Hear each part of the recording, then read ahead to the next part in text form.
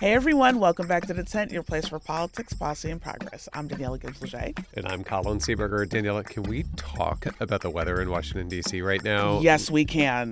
This is garbage. I'm not sure. The parade came to town, and Mother Nature apparently was not happy about it because Not at all. the rain has excuse me, I shouldn't even say rain. It's just like a perpetual mist has set in and refuses to leave. You're right. I don't live in Seattle. No. I imagine this is what Seattle's weather is like. This is what the internet tells me anyway. I would like to see some sun, and I would like a little warmth. Although I must say, be careful what you ask for, because next week it's supposed to hit 100 degrees in DC. No. Yes. Please, no. Sorry. I mean, look, never good. At least we had a spring this year, so can't hate too much, but True. That is way too early in the season to be hitting 100. I agree. Well, in more dreary news, I heard you had a chance to talk about all that is happening in the Middle East with one of our leading experts in the region. That is true. I spoke with Andrew Miller, senior fellow at the Center for American Progress Action Fund, about the conflict between Israel and Iran. Here's what he had to say about the conflict. Prime Minister Netanyahu has been consistent throughout his political career that he views the Islamic Republic in Iran as a mortal threat to Israel.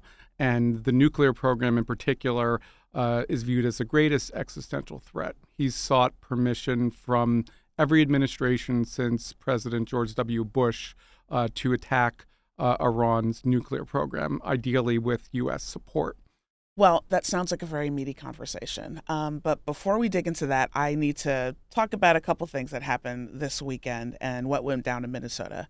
I'm sure everybody by now has heard about the tragic assassinations that happened. The former Minnesota House Speaker, Melissa Hortman, and her husband were killed by an assassin, and State Senator John Hoffman and his wife were shot multiple times. We learned on Monday that the shooter also went to the home of other Democratic lawmakers, and by the grace of God, they weren't there. He eventually shot the Hortmans before police encountered him, and then he fled the scene. Thank God he was eventually caught, but for a couple of days, he was on the loose. I just want to start by saying, obviously, my thoughts and my deepest prayers are with the Hortman and Hoffman families and the entire state of Minnesota. Just last Friday, we interviewed Governor Tim Walz on the pod the day before these shootings took place. And I am outraged, as I believe most of us are, by these terrible acts of political violence. And there are a couple of things that I do want to make clear. For one, I don't think it's a coincidence that these murders came less than 48 hours after a United States Senator was forced to the ground and shackled, or the fact that Marines were sent into American cities to respond to largely peaceful protests, Marines who are, agents of war. Yeah, warfighters. This is Donald Trump's America, and these are the consequences of the political violence that he gins up to try and score cheap political points. And our president is a real threat to law and order in this country. Good-willed people of all political stripes need to work together to stop the authoritarian actions of this administration.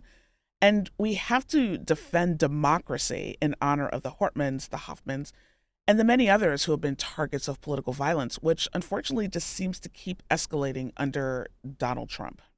You're damn right, Daniela. And, I got to say, unfortunately, the kind of fever pitch that Donald Trump seems to cheer on every single day, unfortunately, it doesn't seem like it's just isolated to Donald Trump. We saw over the weekend Senator Mike Lee from Utah, who was cracking jokes Disgusting. after these assassinations over the weekend and attempted assassinations. And I'm just like, what is wrong with you? Mm-hmm. What happened to you in your life that this is how you respond to,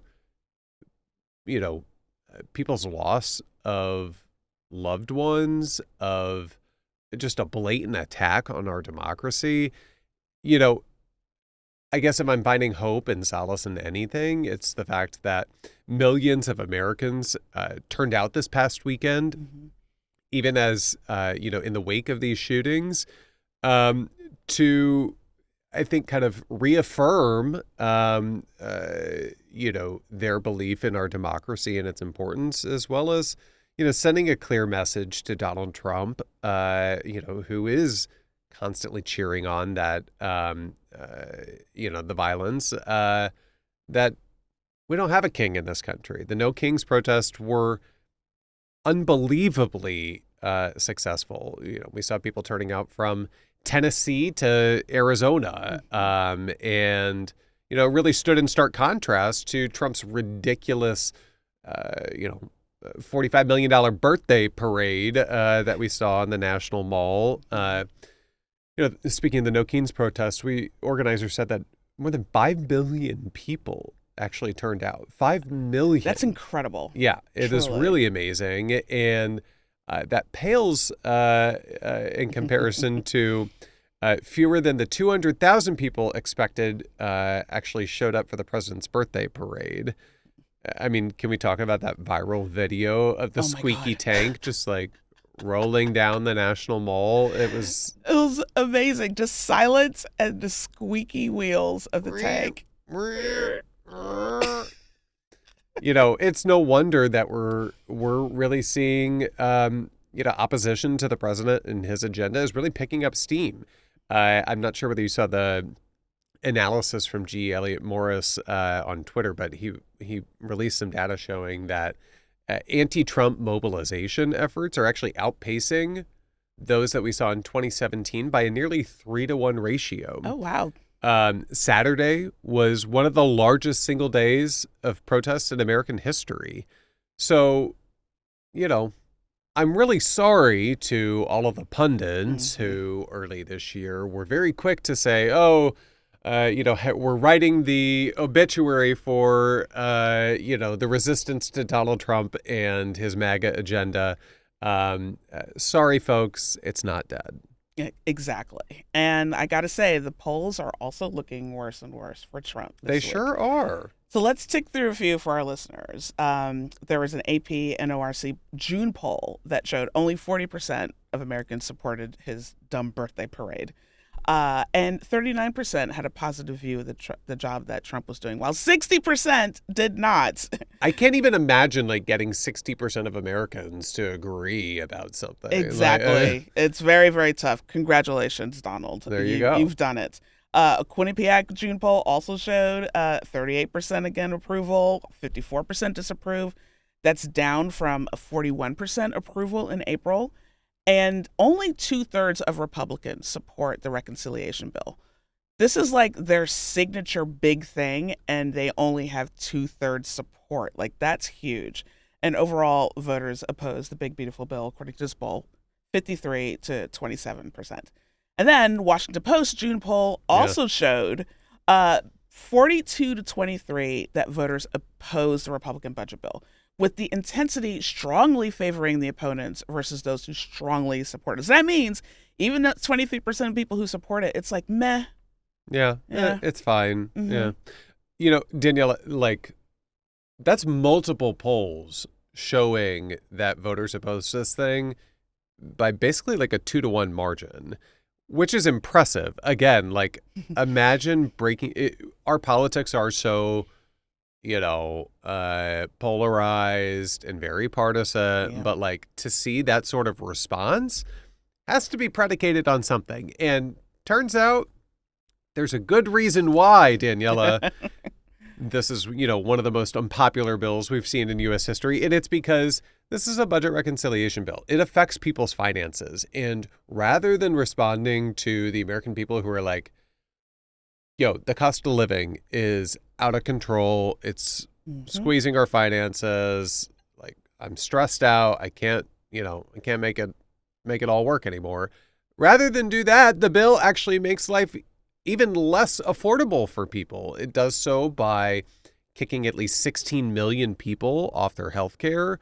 It does so by, cutting not just coverage, but benefits for people with disabilities, older Americans who, may need home and community-based care, coverage of prescription drugs, a whole host of folks. But that's not all.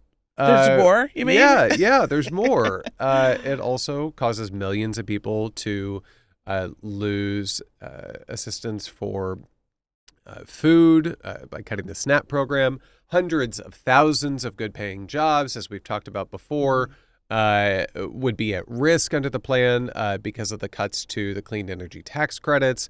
And, again, all of this is for one thing.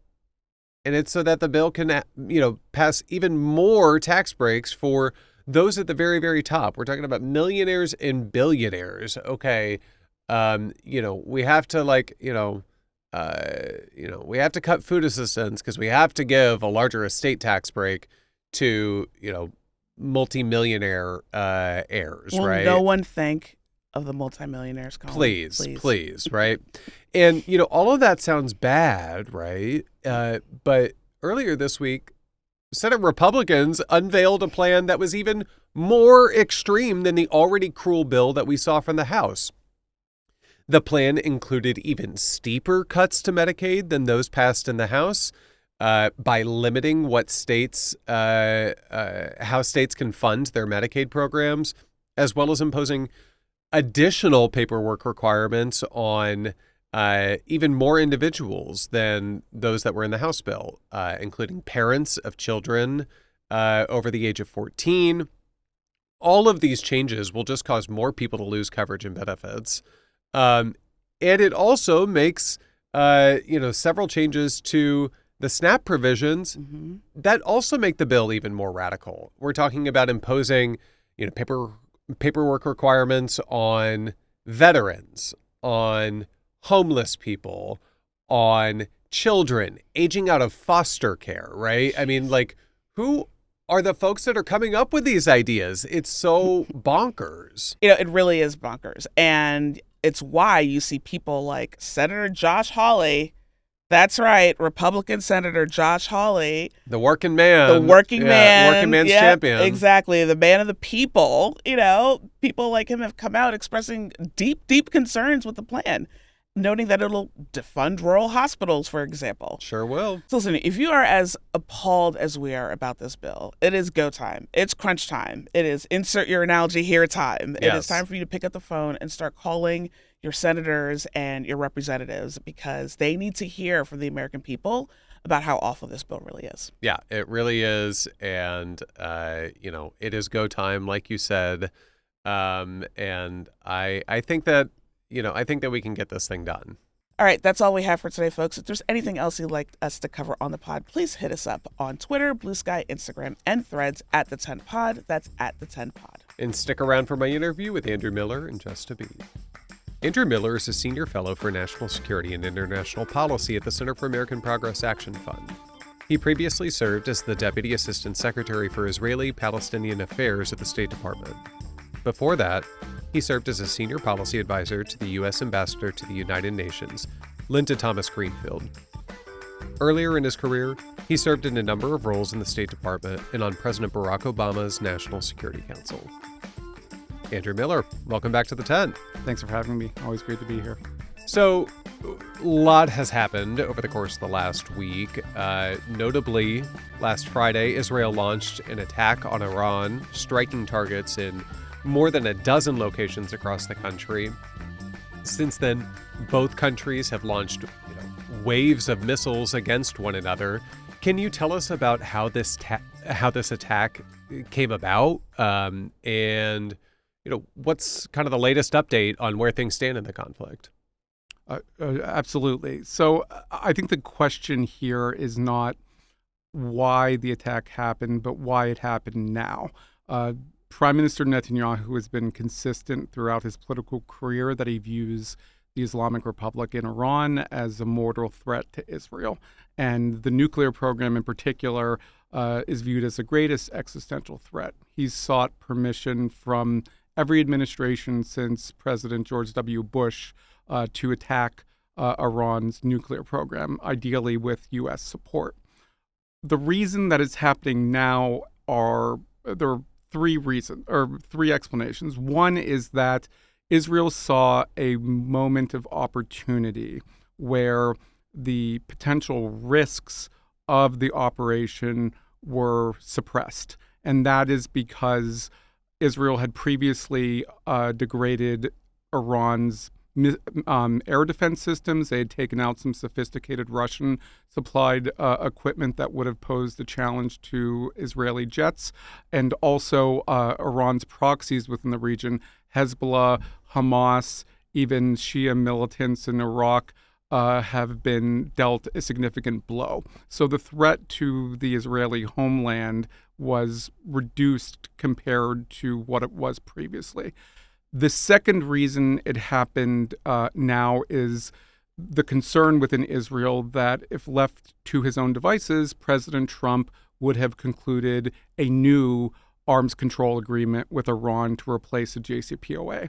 And Netanyahu's belief was that no such agreement would be enduring, that with the Ayatollah in charge, with the mullahs, as he said, you can't believe anything they say. So only physical action to remove the threat is acceptable. The third and arguably most important reason it happened, President Trump let Prime Minister Netanyahu proceed. It's not clear that President Trump enthusiastically supported the mission, but he didn't try to stop him in the way that prior U.S. presidents had and had succeeded. At the very least, President Trump gave Netanyahu a yellow light, telling him that, well, it's, you have a sovereign right to take this action. Go ahead. Good luck. Can't guarantee you we're going to support it, but I'm not going to stop you. And that represented a qualitative difference in prior administrations. So you mentioned the JCPOA, and just for our listeners, I think that we should kind of delve into this a little bit more. In 2018, Donald Trump withdrew the United States from the Iran nuclear deal. Can you tell us a little bit about how that deal and Iran's nuclear capabilities, have been factoring into this conflict? And would we be even seeing this conflict break out if not for Donald Trump having pulled the U.S. out of the deal that it negotiated, right, under President Obama? Under the JCPOA, which Iran largely abided by, contrary to claims by both Israel and Republicans in Congress and throughout the United States, there were firm limits on what Iran was permitted to do within its nuclear program, in particular regarding enrichment, which is the process of taking raw uranium and converting it into the material that would be required for a nuclear weapon. It was capped at 3.67%. It needs to be at 90% to be weapons grade. At the time that President Trump left the JCPOA in 2018, Iran was in compliance with that. They only had 3.67% enriched uranium, so they were far away from a nuclear weapon. And the conventional wisdom was that the JCPOA created a breakout time, which meant a period before Iran could have enough material for a nuclear weapon at a year. So you had a year in which you could detect that Iran was engaging in illicit activity and then take steps, whether diplomatic, economic, or military, to address it. Since President Trump left the JCPOA in 2018, Iran has amassed substantial quantities of uranium at 60% enrichment. That's still short of the 90% that's necessary, but by most assessments, Iran now has enough 60% material that they could build 9 bombs, or they would have enough material to build 9 nuclear bombs in a matter of weeks. Because the process of going from 60% to 90% can be as short as 1 week, whereas it takes several months to go from raw uranium to 60%. So at no point during the JCPOA was Iran anywhere close to that. And in fact, the JCPOA was designed both to establish those limits and to impose an inspections regime that allowed the IAEA and other actors to confirm that Iran was abiding by it. It's hard to believe that the JCPOA wouldn't have continued to work, and we wouldn't be in a position where Iran was so close to having the fuel for a nuclear weapon. Yeah, I mean, it really sounds like pulling out of the JCPOA effectively forced Israel, the United States, countries around the world to basically fly blind in terms of what sort of the enforcement regime was in place, but also really being left to scramble as the enrichment levels, were not being, capped at that 3.67 level, like you mentioned. I'm curious, when Donald Trump was running for president, he said he'd bring peace in the world. You may have heard about this.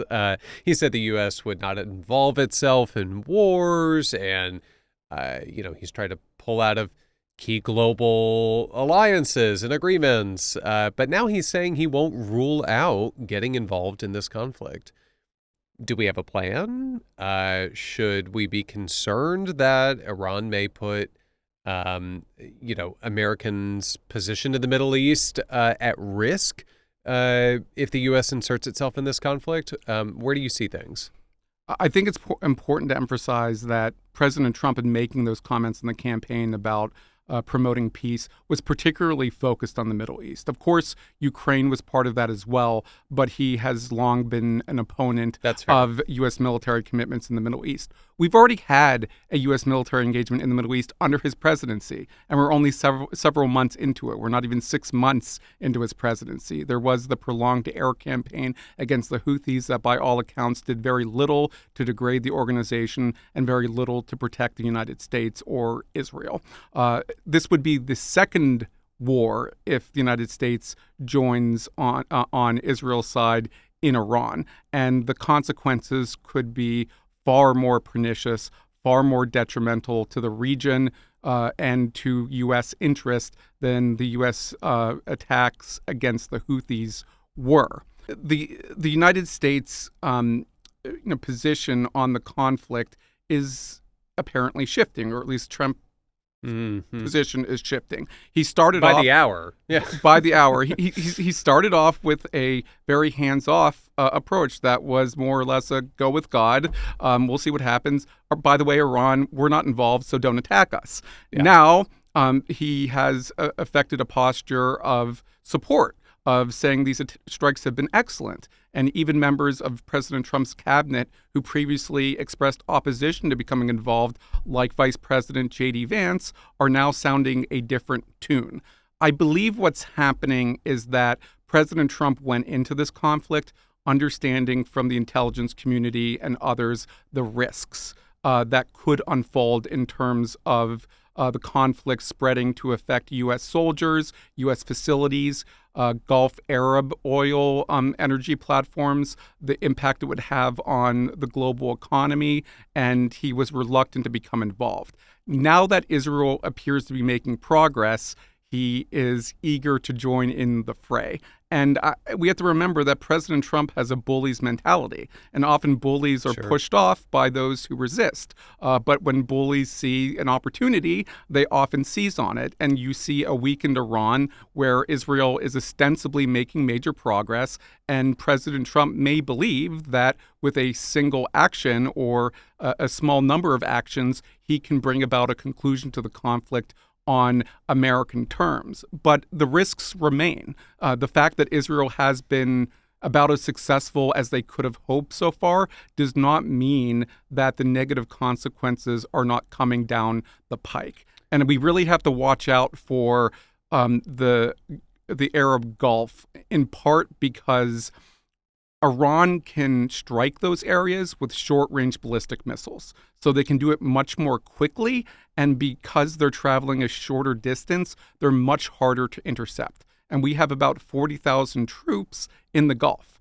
That doesn't count American diplomats serving at embassies. That doesn't count American citizens, many of whom work in those areas. And of course, we have about 20%, 25% of the world's oil and 33% of the world's natural gas that are produced in that area and move through the Strait of Hormuz, which Iran could foreclose. It connects Oman and Iran has previously threatened to blockade it. So if Iran were to take those actions, not only would it result in a devastating impact on American lives, it could lead to an even more immense spike in global energy prices and global shipping costs. And this is a president who came into office pledging to tackle inflation, criticizing President Biden for what he viewed as runaway price increases. He seems to be doing everything possible internationally to put upward pressure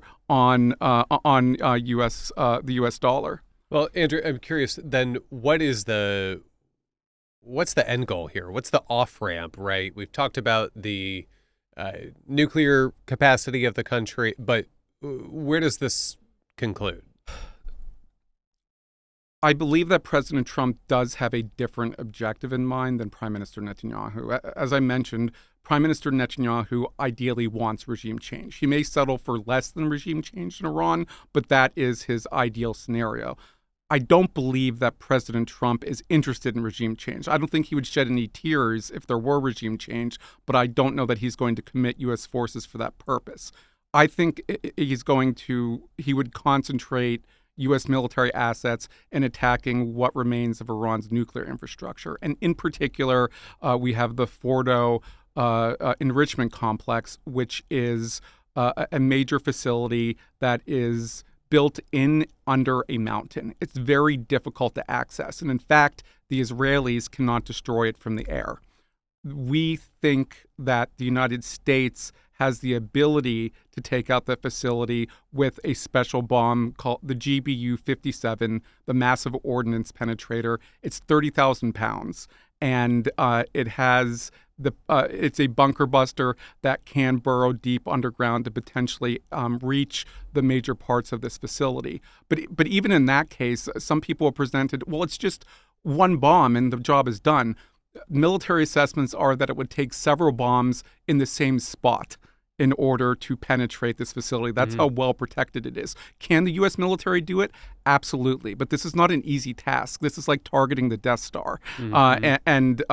Prime Minister Netanyahu would much prefer that the United States take this out from the air than the Israelis go in on the ground, which will result in casualties. But we are the only country that possesses this special bomb, and the bomb can only be dropped from the B-2 bombers, another equipment piece that only the United States possesses. Israel has asked for both for years. No president has agreed to give them to Israel for this reason, but most likely Fordo would be the first target, if not the last target, for President Trump. Well, speaking of Israel, Bibi Netanyahu has obviously been in hot water recently with the Israeli people. You know, most Israelis think he cares a lot more about his own, holding on to political power than he does about winning wars or releasing hostages. How do you think his own political calculus has kind of factored into his approach to, executing this conflict? Prior to this conflict, Prime Minister Netanyahu was effectively dead in the water politically. He would survive as prime minister as long as his coalition survives. And there have been some pressures recently resulting in a vote to dissolve the government. It didn't succeed, but it illustrated that the coalition did suffer from some strains. However, the term of this Knesset, of this government, will end in October 2026, and there will be elections then. So he only has a little more than a year left in this government. From Netanyahu's perspective, a successful operation against Iran that eliminates this program, which most Israeli Jews agree is an existential threat to Israel, has the potential to bolster his popularity. This could be a game changer, and I'm sure that's how Netanyahu views it.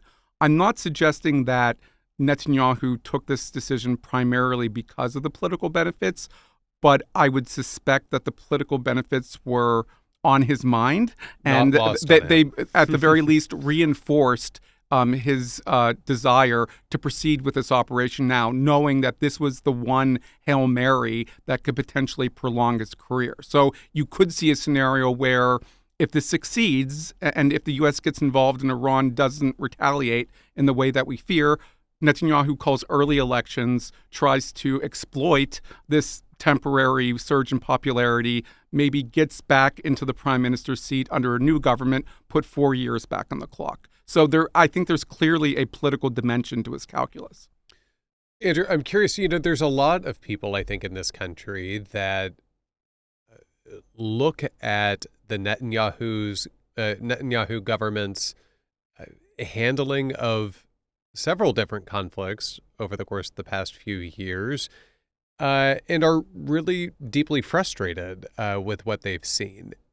Just as was the war in Iraq created the conditions for the rise of ISIS in Syria and Iraq, I think that there are a lot of people that are worried that Netanyahu's actions could be doing the exact same because of some of the conflicts that he's overseen over the course of the past few years.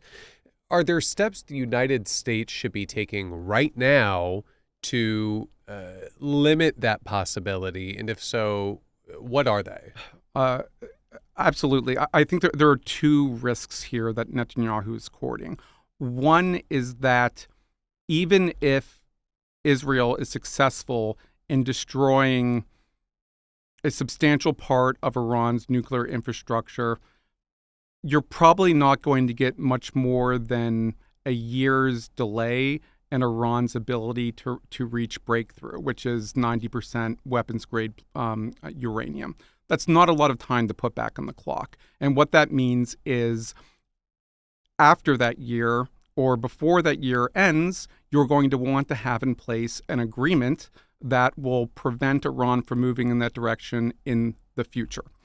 Something like the JCPOA. It could be different from the JCPOA, but it would contain many of the same elements, many of the same restrictions. Netanyahu is very skeptical of those agreements. Trump has expressed a willingness to negotiate. I think it's critical that regardless of what happens, Trump turns to diplomacy as a way to ensure whatever tactical military successes translate into a strategic gain in ensuring that Iran does not have a pathway to a nuclear weapon anytime soon. The second risk, and you alluded to the rise of ISIS, these circumstances are a little bit different with Iran, but the risk of the emergence of instability and militant actors that could target the United States would be greatly increased under two conditions. One, the occupation of Iran by a foreign power, and two, if the United States is the occupier, as in Iraq. Mm-hmm. Once again, President Trump doesn't seem interested in regime change.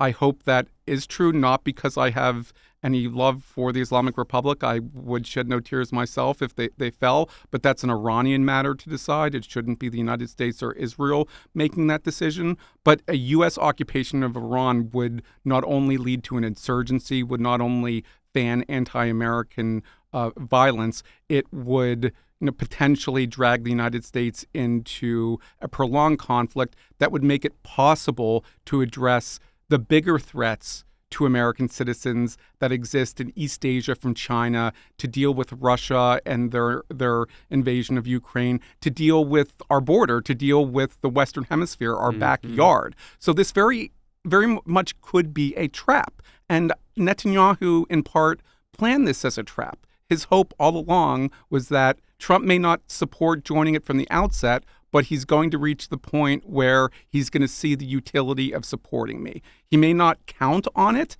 but Netanyahu wanted that to happen. And if that does come to pass, President Trump needs to be held fully accountable for his actions, but we also need to take into account the fact that he would have been bamboozled by an Israeli leader who is about as unpopular as you can be and whose own standing with the American Jewish community is probably lower than any Israeli leader in history. Well, we will be keeping our eyes peeled on all the latest breaking developments as they're unfolding fast and furious. Thanks so much, Andrew, for joining us on The Tent. Thanks. Appreciate it. That's it for us, folks. Please be sure to go back and check out previous episodes. But before we go, Colin. Yes, Daniela. All right. This is going to be the season where I start watching Traitors. Okay. I mean, the release of the cast list last week Wow. shook me in the best way possible. I'm like, how did they get all these people? Donna Kelsey. Right? I mean, we are in off season right now, so like they are filming right now. Okay. She's got a little bit of time. Yeah. Yeah. I love Johnny Weir. I love him so much. So I'm really excited about him and Tara Lipinski. Candace from The Real Housewives of Potomac.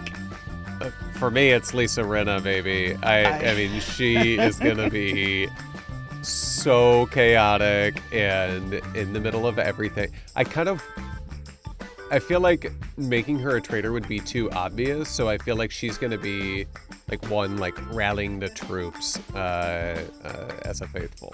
Yeah. I am excited about Colton Underwood. Hear me out. I think he is an agent of chaos, but like not in a way that you expect. So Yeah. I'm just excited to see what he does with this. Yeah, I think that he would be something to watch. Look at you being all diplomatic. Yes. Yeah. So I am super, super excited about And that. they have like good strategists and whatnot there too, from Survivor, Big Brother, Yes. etc. So I'm very excited to see. These are people who know a thing or two. about- Yeah. I mean, like that is the thing in watching the show, is that there are clearly like the super seasoned strategist, and then there's like, no offense to the Housewives, but like a lot of the Bravo celebrities are like in way over their heads. Right. And yeah, like end up getting voted out like right at the very beginning. But I don't know. It's gonna be hard to top last season, but Which I still haven't I will seen. be tuning in. And yes, you need to. I will be. Catch That is my promise to you. Yes. Okay. Deal. All right. So we got to talk about the No Kings protest and some of the signs. How are people so funny? You know what? I have no idea, but like, let's be real. The times are dark. The times are bleak. Very bleak. And we have to be able to laugh, Yes. because otherwise we're just going to all be depressed. So the signs were amazing. Mhm. I'm curious for your favorite. I think for me, it was, somebody said like, I'm not a paid protester.